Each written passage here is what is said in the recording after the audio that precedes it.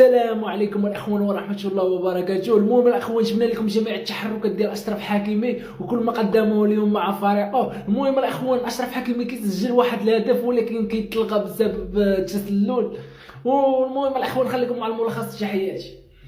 موجودة حكيمي يحاول عرضية ترسل والراسية من سيرخيو سري. هناك واهي لدينا اللاعب بيرتو بالإضافة اللاعب حكيمي يكفيها. بابي عنده كرة في اليسار، تدخل كان من جانب اللاعب لوروا وبالتالي خط. بعد ذلك في الطرف الايسر لمصلحه فريق مونبلييه عن طريق اشرف حكيمي. اشرف راح، اشرف تقدم في وسط الميدان، اشرف تقدم في الطرف الايمن. اشرف عنده كره من امام لاعب فريق مونبلييه، عوده الى الخلف بعد ذلك عن طريق سولر باتجاه فيتينيا. فيتينيا الى دانيلو، دانيلو الى سيرخيو. ليو عنده كره، ليو الى حكيمي في وسط الملعب. لدينا كرة من أجل جالتي أن يشاهد ردة فعل اللاعبين في مباراة اليوم. هنا كيليان مبابي واقع على أرضية الملعب. هذا التوقيت يخشى على في اليمين. بعد ذلك أشرف حكيمي يحاول فيها. أشرف عنده في هذه الأثناء منقولة كرة من أشرف فيها. أشرف عنده كرة في وسط الميدان.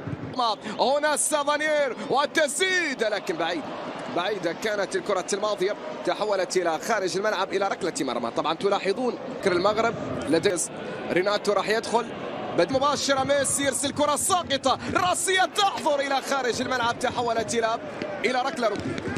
الكرة إلى ركلة ركنية. آخر حكيمي يحاول إرسال كرة العرضية، كرة منقولة وصلت إلى ليو.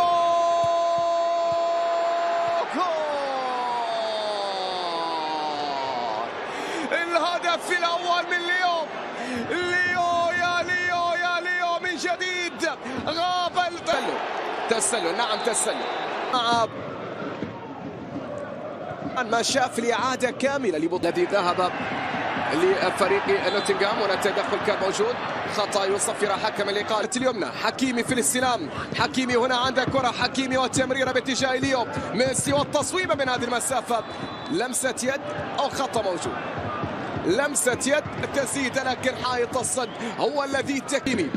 عنده كرة في وسط الميدان مقطوعة من أشرف، عادت لفريق مونبلييه. ما زالت الكرة لمافي. أشرف حكيمي في الطرف الأيمن. أشرف والعرضية تنجح البينيات أمام هذا التكتل الدفاعي من جانب فريق مونبلييه.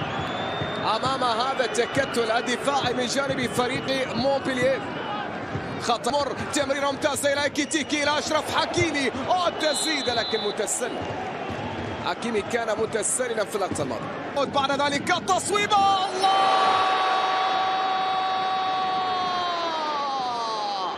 زار الاسد وكان هو الحل في ليله تألق المغاربه. التسلل رصدوا هناك تسلل. يحاول كيتيكي والراسيه. هذا جول جول جول جول جول جول جول.